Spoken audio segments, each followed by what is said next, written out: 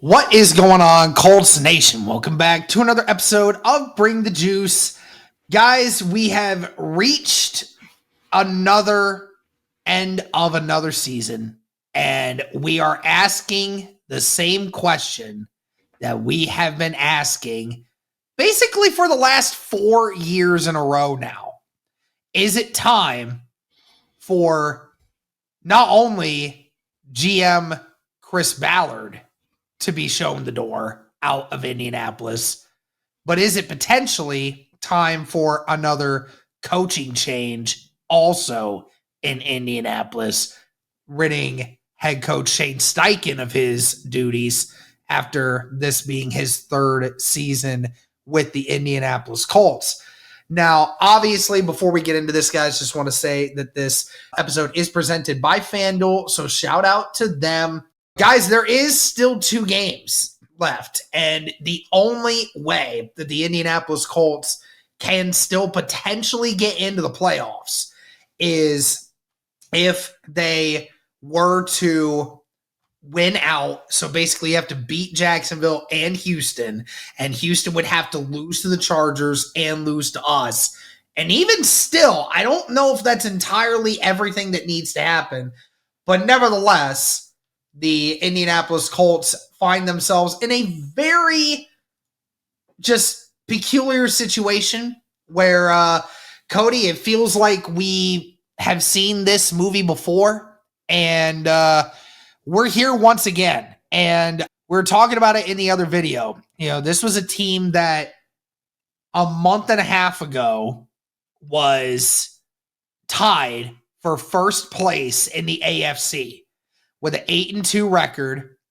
They have since lost 5 in a row, primed to lose out at this point with the way that things are going, because you're about to face a Jacksonville Jaguars team that has, I'm pretty sure, has won like 6 in a row at this point, and Houston has won 7 in a row. So, I mean, honestly, you couldn't get a harder end of the schedule than the 2 opponents that you're about to face. And basically now, Cody, we're kind of in another situation of who do we blame and what is going to happen? Is anything going to happen? Is this finally the year where changes are made? And I know we were kind of talking about it a little bit in the other video, reacting to Josh Norris and his podcast, talking about whether or not Shane Steichen was going to keep his job or not. I guess I'll start this conversation with you here at that point. So as we were talking about in the other video, like we're talking about how typically when the GM gets fired, the coach goes with him. I know that's the popular take from people nowadays, and I don't like that. I think that it's stupid to suggest that just because the GM gets fired, that the coach is also in it. I know that GM hired that coach, but that doesn't mean that the coach is necessarily a problem. Also, I suggested the idea that if Carly Ursay were to fire Chris Ballard after his 9th season with the Indianapolis Colts, and you just said, we'll let the new GM that we hire decide if they want to keep Shane Steichen or if they want to search for a new head coaching hire. I think that's the best way to go. What do you say about, whether or not Shane Steichen should also go with Ballard if Ballard leaves? Yeah, and again, that is the big question, right? Because what does Carly think? Like, where's she at with the whole process, right? Like, does she view those two as married together, right? Like, where, their success or failure, they're going to both be graded equally, right? Like it or don't like it, is that where she's at, or is she more of like the, on the train, like we saw, with Chuck Pagano and Ryan Grigson. Remember, Ryan Grigson got fired after that 2016 season, but Chuck Pagano was kept on, right? So where does she kind of view it? Where is she at with everything? Now, if you're asking me, Derek, I look at this and I say, yeah, Chris Ballard, it's been almost a decade of non-results, but I think he is the main issue. But Derek, I also look at it and I say, well, look, you've had 3 seasons now injuries or not, you've had 3 seasons now where your team has been in position to do something in the critical moments, and they've routinely failed under Shane Steichen's leadership, right? And again, that's nothing to do with Shane Steichen as an offensive play caller. It's more to do with Shane Steichen, the head coach, right? Which is what you hired him to do. You didn't hire him to be your offensive coordinator. You hired him to be your head coach. And routinely, the things that you hang your hat on, the pillars of your organization, right? You hear all the time about, just the accountability, or you hear about, the players that we find, with all the good intangibles and all that. Well, you sit here, 3 seasons in a row on the outside looking in for the playoffs, right? And it just seems like every year you fall short of those expectations, and you have opportunities. And when you have a chance to potentially rise to the occasion, you don't do so. So I kind of look at it and say, I think there's blame to go all the way around from every single aspect, right? I think Chris Ballard has been the biggest issue for the entirety. Like, if I'm making tiers, I think Chris Ballard firmly sits at number 1.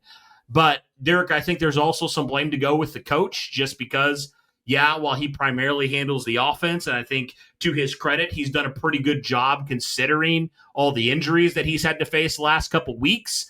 But also, Derek, his job is to make sure all 3 units, all 3 aspects of his team are functioning and playing complementary football.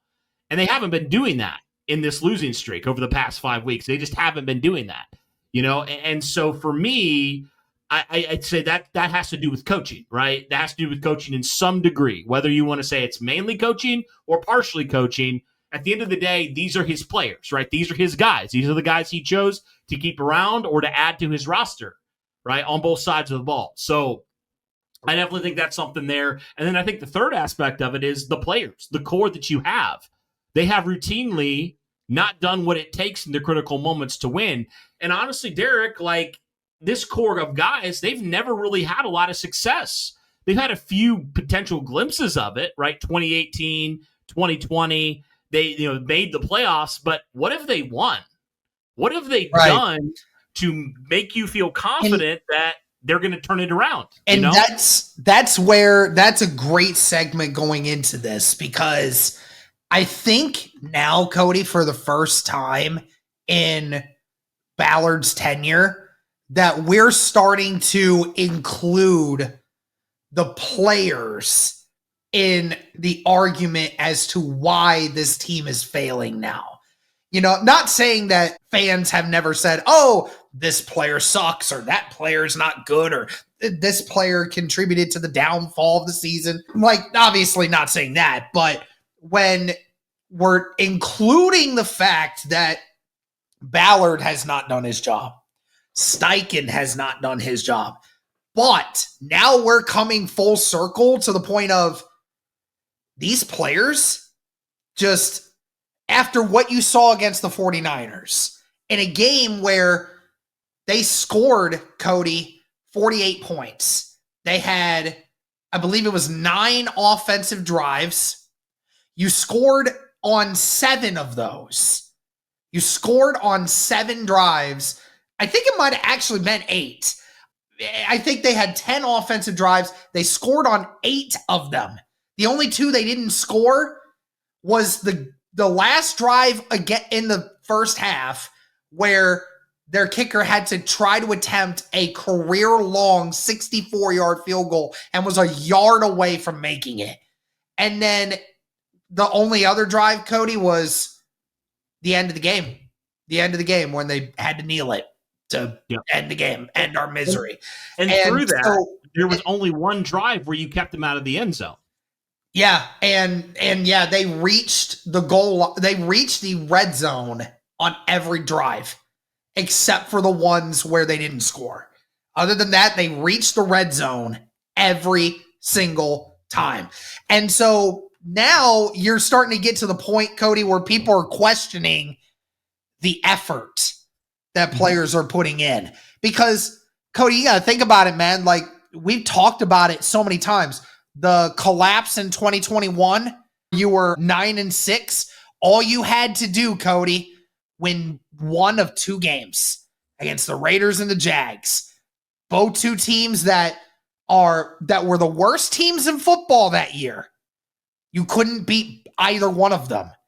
And then you talk about, obviously, the 2022 season. That was absolutely atrocious from everyone there. And then, obviously, we talked about last year when you had players calling out, Cody, other people in the locker room. And they were calling people out to the media. You mean, you had guys like Kenny Moore and DeForest Buckner and other players saying guys aren't living up to the standard. Guys aren't doing enough. Guys are taking it easy and aren't doing what is necessary to win football games. And that didn't just go for the players. That also went towards the coaches too.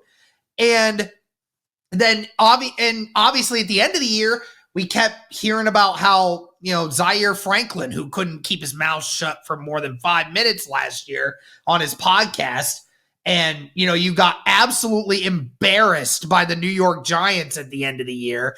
And then obviously the whole thing with Pat McAfee. And then, you played your final game where you won 8 games last year. And then you did this whole fiasco of shaking hands with the air on Pat McAfee's suite down there on the sideline, acting a fool, all of that type of stuff.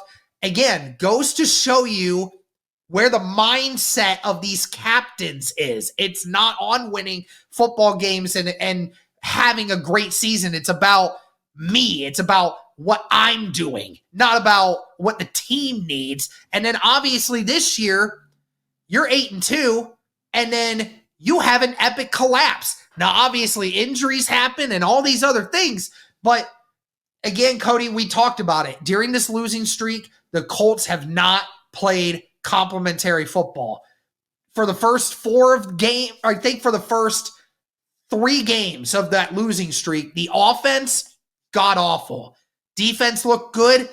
Offense was trash. Then the last 3 games, or the last 2 games, offense has done their part. Defense can't get it done. Just can't. Every time that something happens offensively, defense gives it right back. And then obviously that 49ers game, I don't know what that was. So, yeah. I mean, how much of this is the players, and what does that tell you when you have the question of the culture in the locker room? What does that tell you? Well, and also, is it telling that, after all that stuff that happened, you still named Zaire Franklin the captain again this year, right? Like, what does that tell you about, like, where everything is from a leadership standpoint, right? Like, I agree with you there. But, yeah, Derek, and this is also a defense that you invested a lot of capital into, money-wise, this year. You signed 2 big-name free agents. You traded for a third. And your defense still is looking this way, And it's something that we even said, Derek, when we were doing the live stream yesterday, is you can say, oh, you know what? You were out there, you were playing these, third string corners, whatever. But the problem goes deeper than that. The problem wasn't necessarily the positions that were injured and banged up. It was everything else, Derek. Your defensive line was healthy, right? Your linebackers were healthy. Your safeties were healthy, and it didn't matter, right? And I think it kind of comes down to just this thing of you have these core of guys that have been so accustomed to losing, Derek, you wonder if they've kind of just accepted it at this point. Like that, I would be lying if I said that thought hasn't crossed my mind, honestly. With you've seen collapses, you've been a part of collapses, you've been a part of losing seasons. Are you just content with it? And I think that's why you and I and a lot of other people, we're kind of to this point where we say, I think it's time for a shakeup on the defensive side of the ball, right? I think it's time to get rid of some of the old guard on this roster that have done nothing but lose, right? Yep. And some of these guys are your captains, right? And that's all they've known with your team. So I don't know. It's just very interesting. Also, I feel like there's a lack of accountability still, Derek. I mean, I don't know if you saw or not, going back to Zaire Franklin, but he had to say he didn't blame the defense. He said all three phases of the ball were at fault yesterday. And I'm like, no, not all 3 phases were at fault yesterday. The defense and special teams were at fault yesterday. The offense did their job for the most part. So again, it's just like, it feels like it's like selective accountability, but it's not full accountability. And that's a problem, Derek, and that's been a problem for the last couple of years. It's even going back to 2022, Derek. I mean, that's why all the junk that happened, right? So there's just so much going on, man, and I think there's definitely blame to go around for all three areas.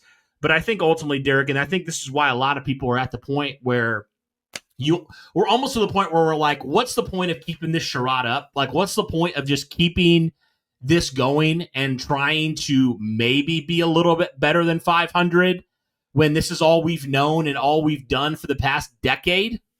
Like, why are we content with that? Outside of a couple outlier seasons, why are we content with that? And why would we want to just keep this core intact, a core that has never won, a core that has never been accountable? Like, why are we wanting to just keep this going? Yep. Like, what's the point of that? And I guess that's why people say, you know what? Like, I know some people are fearful of if you blow it up, you're going to be set back for the next couple of years. But I look at this and say, I'd rather be bad than be so painstakingly mediocre for years like we have been. Yeah. If you're bad, you're bad. And at least you're bad. Exactly. And, and if you're bad, you can accumulate you'll accumulate better draft capital to make yourself better over time. And if you trade away players this offseason and the next, you're going to be accumulating draft capital there. Yeah, ultimately, Cody, it is a problem of you have a losing record as a GM in Chris Ballard. You have a losing record in 9 seasons with this team, and you have no success. I mean, the last time that you made the playoffs was 2020. You didn't win that game either. You have one playoff win in your entirety of your career. And Cody, it took having an Andrew Luck to do that. Like, right. It took Chris Ballard having a generational quarterback and Andrew Luck on his last heart to win a playoff game. And here we are. And still 7 years later, and we're still not close. And it sucks because, again, had the Colts just won a few more games, things would be different here. But, I mean, it's a question of what is it going to take? What is it going to take to finally get change? I would understand, Cody, also, if people wanted to say that, this doesn't happen very often. Like, if this was something that didn't happen very often, the Colts win 10 or 11 games, like with the Chiefs, for example, before Patrick Mahomes, right? The Chiefs win 10 games. They win 11 games most years, right? And, you're like, okay, we're good. We're a good football team. We win a lot more. We win a few more games than we typically lose. We make the playoffs. We have a chance at contending for a championship. We may not be championship contenders, but we are always good enough to make the playoffs. Always. And then maybe one year you're just like, it just wasn't a good year. We had a bunch of bad injuries, and it happens. But the problem is, Cody, it is accumulated every single year. There is always a different excuse for why this team never reaches the promised land. And it's been happening for a decade. How many more excuses can we potentially give Chris Ballard the chance to get around? And the injuries this year, Cody, yes, they're bad, but other teams have found a way to come around from their injuries, man. The problem is if you were a well-built roster, then the injuries wouldn't matter. And guess what? If you had better coaching staff, that wouldn't matter, right? When it comes to the 49ers, Cody, we keep talking about it. They lost their star linebacker. They lost their star edge rusher. They were missing their tight end for a chunk of this year. They traded away their number one receiver this offseason, and their number one receiver that they just paid a year ago, he's probably not even going to take another snap in the NFL because he's spending more time on social media blasting his team than actually being on the football field. and you lost your running back for the good chunk of the start of the year, and they lost their quarterback for 2 months this year. And yet they won 11 games with 2 games left to go. Do you know why that is? Because they have better coaches, they have a better culture, and their team is better built. That's why they could sustain the issues that they had. Will they win a Super Bowl? Probably not, because those injuries at some point are going to catch up with them. But they're a really good football team still, a really good football team. They were able to overcome those injuries and do everything that they needed to do. Why can't we? Because we don't have a system of accountability. Our roster is not well built, and you have people who are in charge that are not in charge. They are not taking control of this situation. Yeah.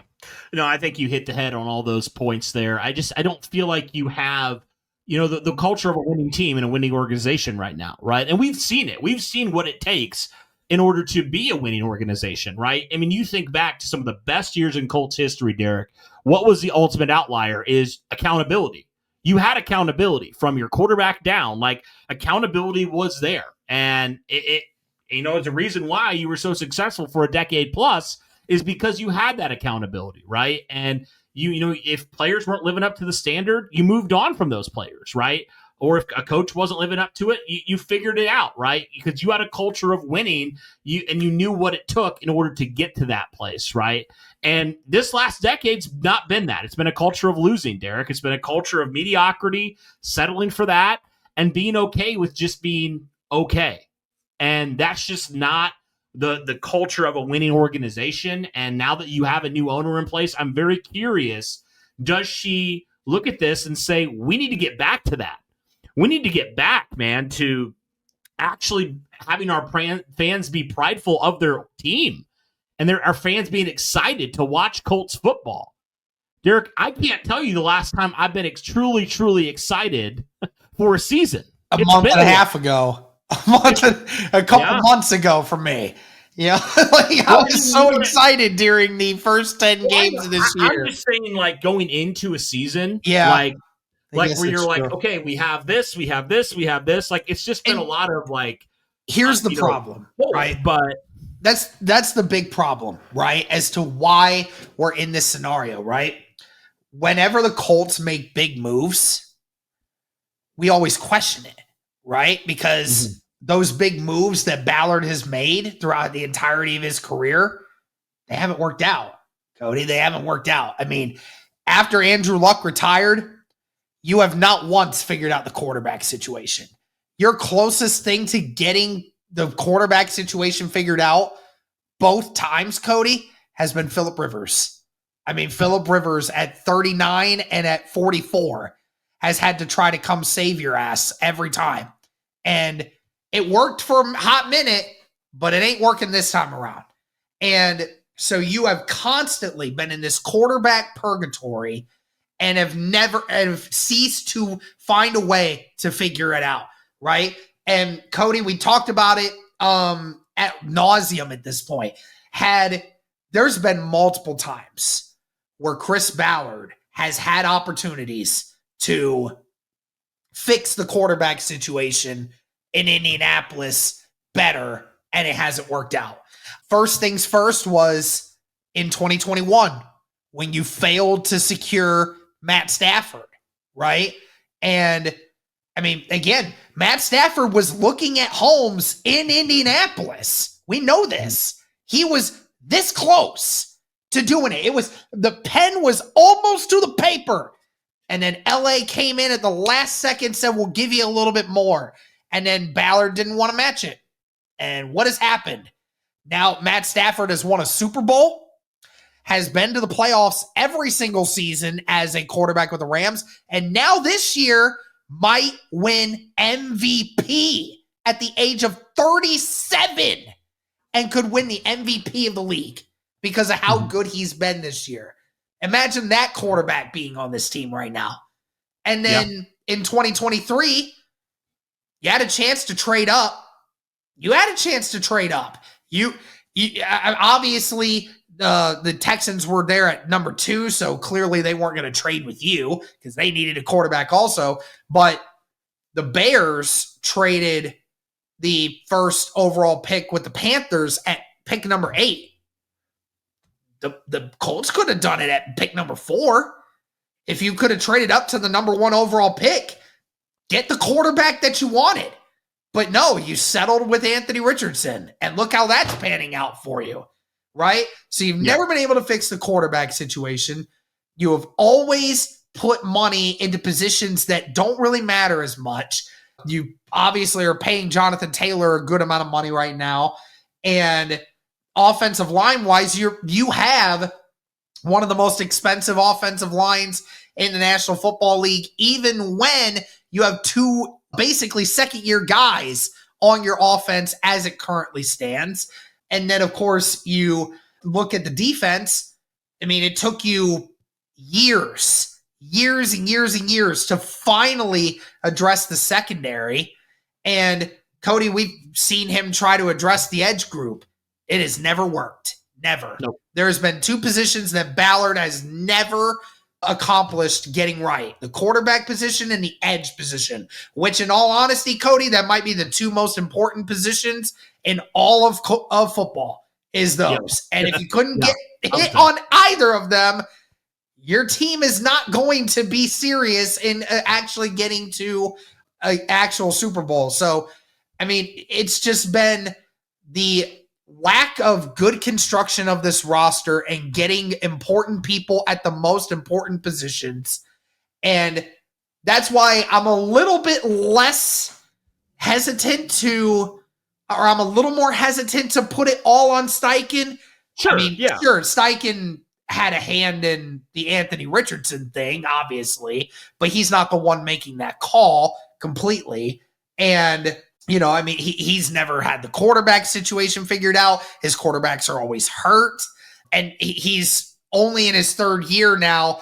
The core was already established here, Cody, before he got here, right? So I'm a little less on the Steichen thing, even though it can be 50-50 for me. But Ballard is the biggest reason why we are still here in this purgatory of mediocrity, as you said.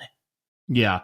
Well, I mean, like I said, I think there's definitely fault all the way around, right? Like I do think like every single aspect, Ballard is definitely number 1 just because of the things that he hasn't given you at the most important positions. As good as Daniel Jones looked this year, Derek, like he still has not, you still don't 100% know your long-term guy for the next decade. You just don't. Like even as good as Daniel Jones was, he's not going to be your quarterback for the next 10 years. He's not.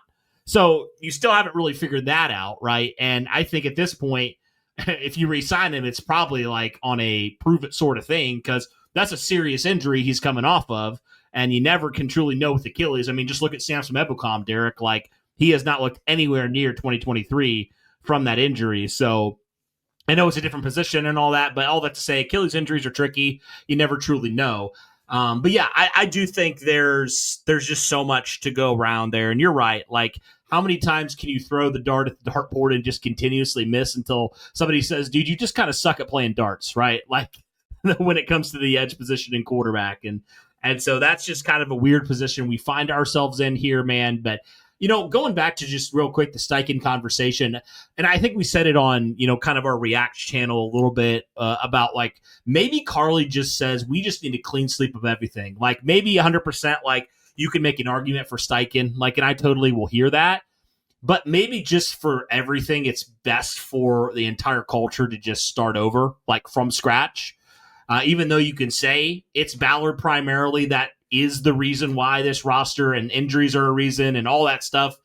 But ultimately, Derek, it might just be best to scrub it completely clean, and just completely start over if you're this Colts team, because I just think right now to me, Derek, there's only a handful of players that I think are players you keep at this point. Like if you're going to truly like scrub it clean, I think there's only a few players. And to me, it's the players that no matter how bad it's looked, they've continuously shown up for you. And obviously there's some players contractually that you're tied to and all that kind of stuff. And there's some young players But I do think like it's kind of time for a scrub of everything. And unfortunately, like I know, like you said, like you don't love that idea of automatically the head coach needs to be, gone if the GM's gone. But I do think you look at it and say Steichen's resume hasn't necessarily been impressive or inspired a lot of confidence either in his 3 years as head coach, right? So I think I could see a scenario where she's just like, we're just done. We're just done with it all. We're ready to move on to an entirely new regime, entirely new coaches, entirely new front office, entirely new scouts, all that stuff. Like, we're ready for that, right? So I don't know what it's going to be, but. And now you're at the point where if you're on FanDuel right now, and it says to miss the playoffs, the Indianapolis Colts are easy favorites to miss the playoffs. They're at a minus 30,000 for odds to miss the playoffs. So obviously not a lot of hope there when it comes to that. I mean, obviously, Cody, you and I have been through some hell, man, with this team. I mean, 2018, you made the playoffs with Andrew Luck. 2019, no Andrew Luck now. You missed the playoffs, but you were still 7-9. You remained respectable. 2020, you made the playoffs with Phillip Rivers. You didn't win a playoff game, though. 2021, you missed the playoffs in an epic collapse. 2022, your season was just an epic disaster. 2023, the chance at a playoffs was slipped through the hands of Tyler Goodson. 2024 was just a year of drama and not very good football. You missed the playoffs again. And obviously this year, as it currently sits, unless you win out and Houston loses out, there's not really a chance for you at this point. Yeah. I mean, I feel like we could just go on in this ramble forever, man, because it's just how many more times are we just going to sit here and just be like, it just can't be it. It just can't be this. And like, regardless of what the Colts do next season, like, you can't possibly sit here and say through all of this that Ballard and this group knows what it's doing. I mean, we've had 10 years to figure out what this team is doing, and they don't know yet. And it just, you gotta try something different. And I agreed with you, Cody, when it says when people say, oh, you'll be worse. Like, yeah, I'd rather be worse, because if you have an owner that knows what they're doing and is willing to be aggressive, then you'll only be bad for a short amount of time. What's a short amount of time to potentially be good for a long time, right? The companies sometimes are okay with taking a loss a year or two if that means that they know that there's the potential to hit jackpot the next couple years after that if they feel like they know what they're doing. But right now the Colts are just staying at this, oh, we only lost this much money this year. It will be okay. If that just keeps piling up over time, man, you're not going to have the fan support to back you up anymore. Yeah. No, and I want to quote to kind of end this. Our friend Alex Golden, who does fantastic work over at Setting the Pace, he posted this, and I thought it was just kind of interesting. He said, the Chris Ballard era truly feels like what Kevin Pritchard coined as the treadmill of mediocrity. Good enough to give you hope, bad enough to let you down. And Derek, I just feel like that has just been this Colts team for so long, right? And I feel like, at some point, man, something's got to give, right? You can't just continue on this treadmill of mediocrity. And I like what you said about, you might be bad for a couple years. But Derek, we see teams all the time that go from worst to first. We see teams that turn it around with a few savvy moves. They turn it around. They figure it out, right? So, but ultimately they have to do some hard things and make some hard choices in order to get to that point, right? I wonder how many teams regret settling when they could have made the hard move, ripped the Band-Aid off, and just let it be what it is for a little bit of time in order for a better thing in the future.